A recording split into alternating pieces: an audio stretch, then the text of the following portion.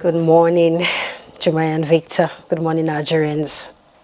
Well, countries of the world at the Akaba process meeting have agreed to strengthen cooperation for a better effectiveness in the fight against terrorism in parts of the world. It was at a meeting of heads of state and government just concluded in Rome, Italian capital.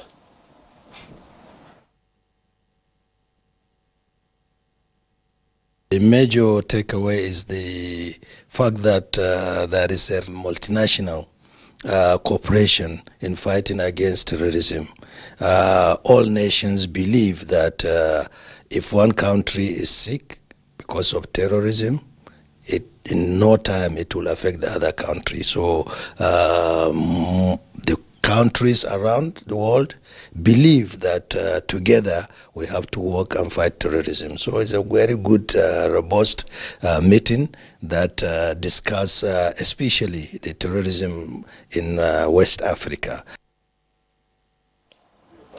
The International Monetary Fund says global debt levels are on the rise once again and could surpass 100% of global GDP by 2029. Based on the IMF's fiscal monitor team, there's no cause for alarm for Nigeria as ongoing economic reforms are helping to keep fiscal risks under control. Nigeria has done quite a lot in the past years. I think like many of the laws that have been passed have tried to streamline tax code, tax expenditure has been reduced, the burden for business and low-income households has declined in terms of taxation. So these are policies that goes in the right directions.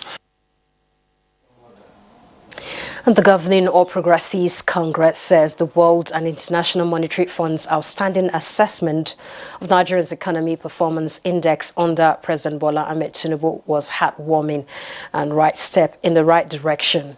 In a statement signed by its National Publicity Secretary, Felix Moka, he said the results of the steady economic progress, which is non-oil-driven, have manifested in poverty reduction, employment generated, and solving security challenges at various levels of the nation's life.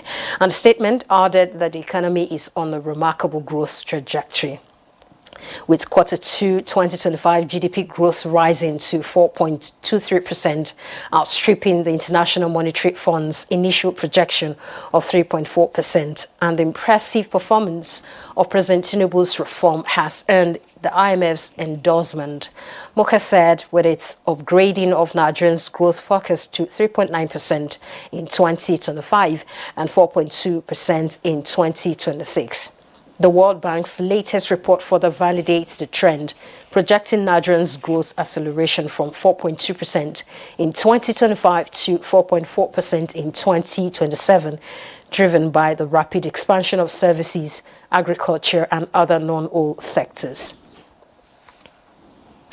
The Nigerian Senate is making a push to tackle high rate of sickle cell disorder in the country, and it seeks the establishment of sickle cell disorder research and therapy centers in the 6 geopolitical zones. And the aim of the proposed legislation, sponsored by Senator Sunday Katung, is to improve data collection and assistance for patients. And the House of Representatives has resolved to investigate the abandonment of a modular refinery in Brass, Bayelsa State, after $35 million have been committed to the project by the Nigerian Content Development and Monitoring Board, adopting a matter of urgent national importance by Representative Billy Osawaru. The House mandated its Committee on Petroleum Resources, Midstream and Downstream to probe the deployment of public funds for the project without visible results. And the House also highlighted alleged local content violations by oil and gas companies in Imo State, including perceived insensitivity to the plight of host communities. And the House resolved to invite the affected companies and relevant agencies for an investigation.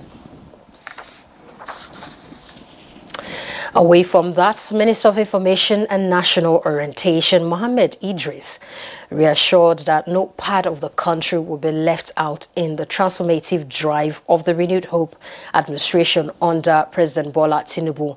He gave the assurance while inspecting ongoing completed federal government projects in Maiduguri, Borno State capital.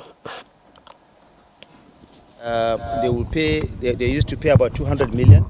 Now, every month, now they pay only about 30 million naira to the electricity suppliers with the provision of this. So we thank the President Bola Tinubu, who has made this happen. It's not just about saving money. It is also about the fact that the university now is fully powered, both the university and the teaching hospital. So this will aid research.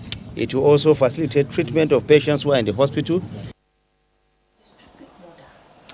In furtherance of federal government's commitment to improving public health and nutrition, national guidelines for public food procurement and services has been finalized, and the policy is expected to promote access to safe, healthy, and locally sourced food in public institutions, including schools, hospitals, and correctional centers. That's the news for now. Good Morning Nigeria continues with Victor and Jumai after this time out. Stay tuned.